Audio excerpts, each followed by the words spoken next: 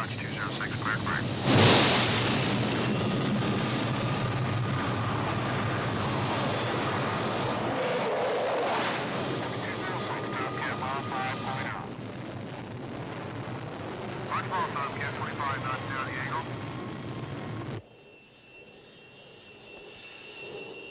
Watch your lineup.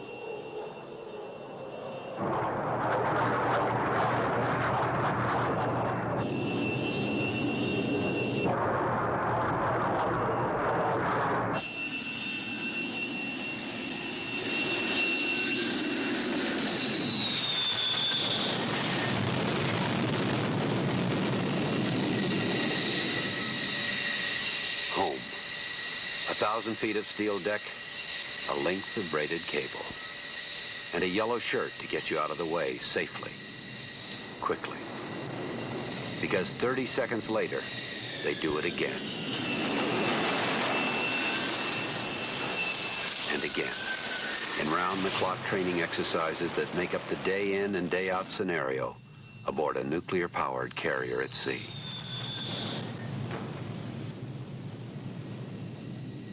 "17 stories from superstructure to engine room, with a population of more than 6,000 specialists who run this city and manage its air wing of some 90 aircraft.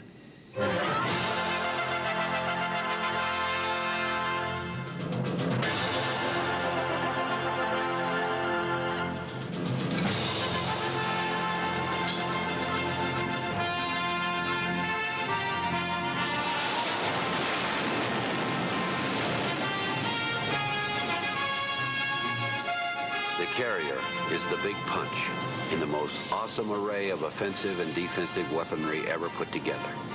The United States Navy Battle Group.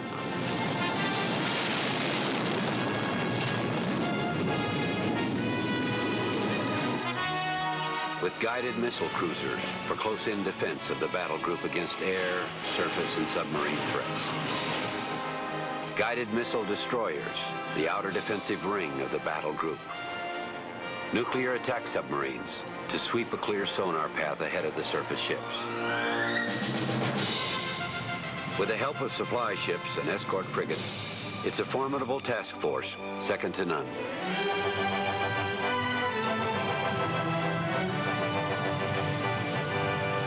At the heart of it all, the 90,000-ton supercarrier. Nuclear-powered for unmatched operational flexibility, sustained high speed and maneuverability with enough fuel for 13 years at sea.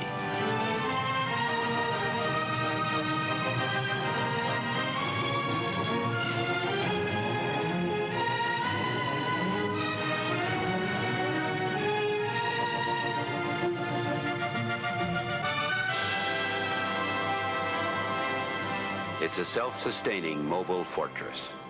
Its primary role, to project U.S. air power, nothing more, nothing less.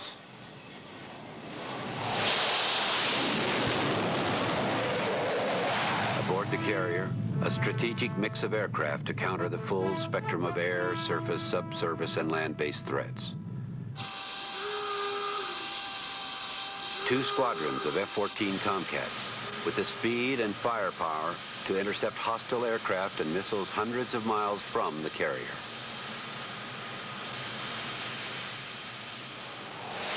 3 attack squadrons of A-6E Intruders and A-7 Corsairs. Close air support and attack bombers which can carry the fight to the enemy.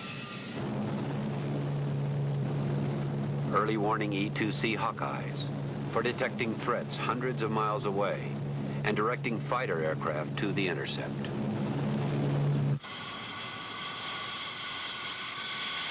For anti-submarine operations, the long-range S-3 Viking carries a variety of sensors as well as torpedoes and sonobuoys.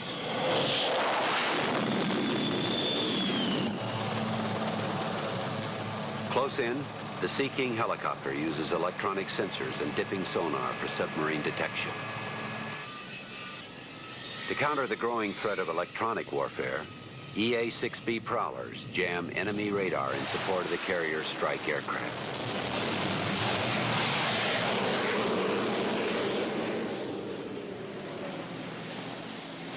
And finally, a utility transport moves men and supplies on and off the ship.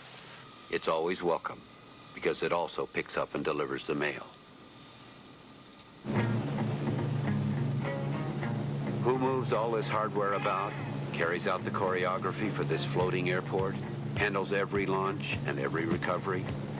Young men for the most part. The average age of the deck crew is less than 20. The flight deck is a hard school, unforgiving and unrelenting.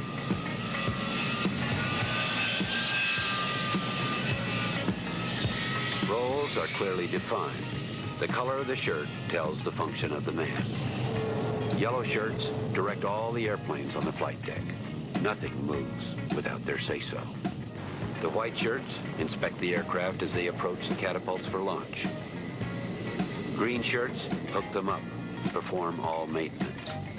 Purple shirts fuel the aircraft.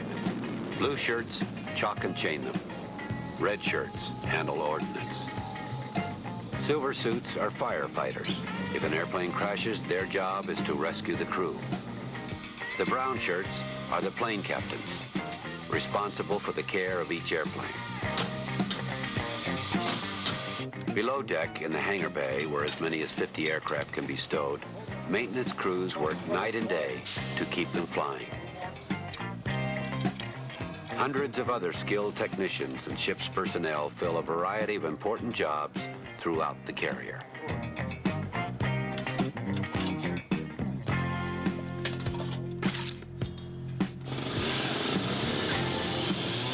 For everyone aboard the carrier, each day is a day of practice, a day of training.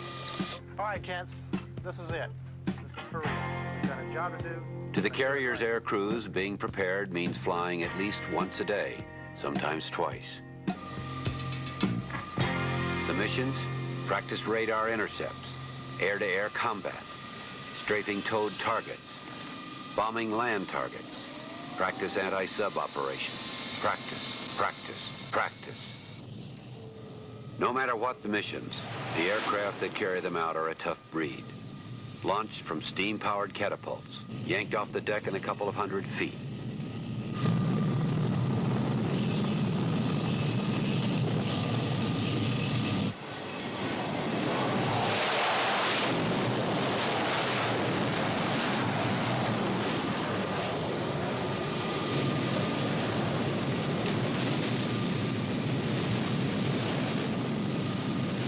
You go from 0 to 160 knots in 2.5 seconds, with no runway left over.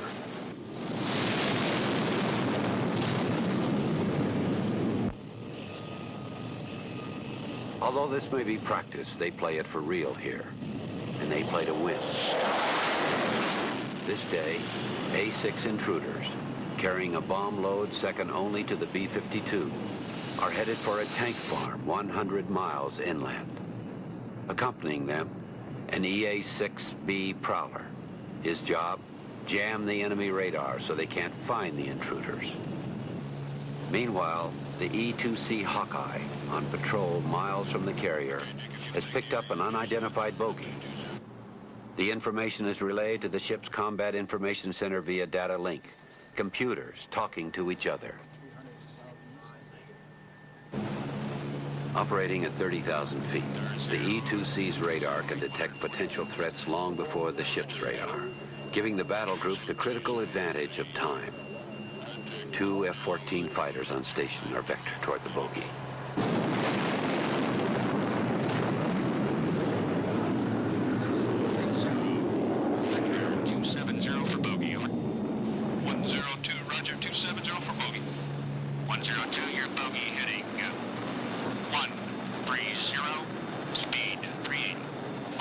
Roger, and 102 steady, 270. 300 miles away, the diversity and flexibility of carrier air power will soon be felt in an offensive mode as the Navy bombers cross the beach on this practice mission.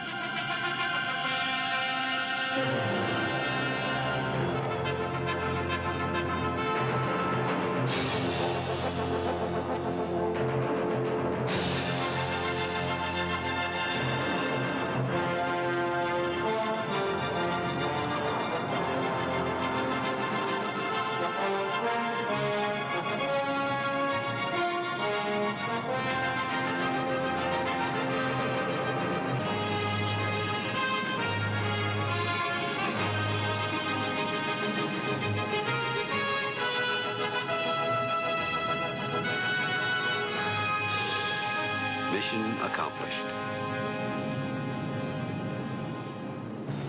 102 has a contact 190 at 7 miles. That is your bogey. Roger, Judy. 102 was.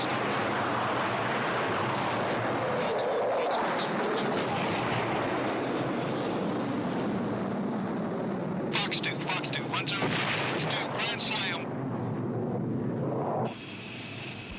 On the way back to the carrier, the F-14 will practice a refueling hookup with one of the ship's A-6 tankers.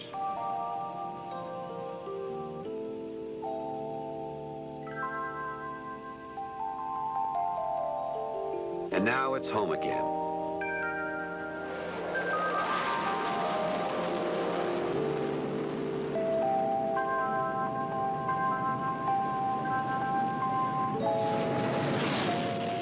Putting 20 tons of airplane on a patch of heaving, rolling carrier deck quickens the pulse of even the most experienced pilots. You watch the landing aid system, or meatball, for glide path correction. You don't watch the deck. A 50-ton pull on the tail hook brings the airplane to a complete standstill in 2 seconds. At night, or in bad weather, it's even tougher. From about 10 miles out, your flight is directed by the Carrier Air Traffic Control Center. As you near the carrier, you're looking for a pattern of light about 3/4 of a mile ahead to set up your approach. If you hit a gust of wind, the airplane will climb or descend on you, and you've got to make a glide slope correction or go around again.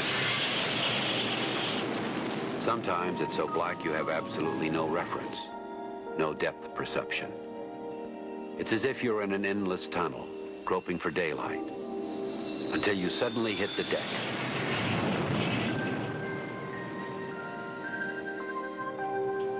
Ongoing operational exercises blur night into day, day into night.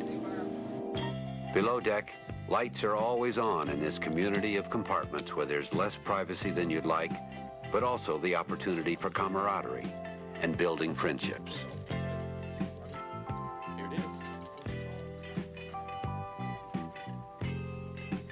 12-hour shifts allow little time to be bored. There are appointments to keep, things to take care of.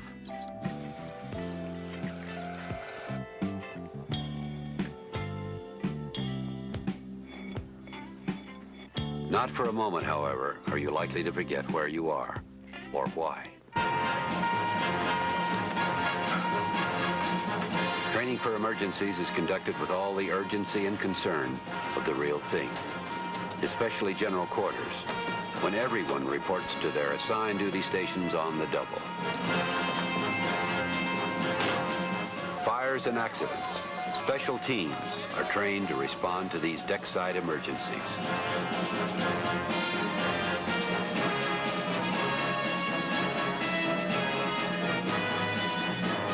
Everyone on deck helps during emergency landings, erecting a barricade of nylon webbing that can stop a disabled airplane at 140 knots.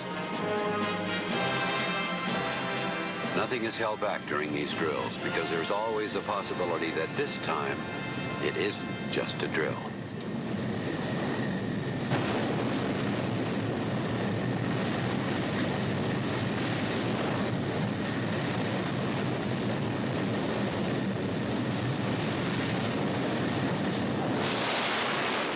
It's all part of a philosophy of training that goes to the core of what it really means to be prepared.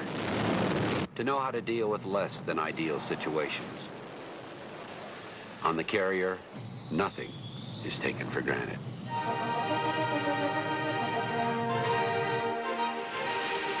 Thus, we maintain a vigilance on 3 oceans. With the Carrier Battle Group, the first line of defense, a guarantee of open sea lanes around the world, and the most powerful, readily deployable asset to our global maritime strategy, imposing enough to keep the peace or turn the tide of conflict. And above all, always ready.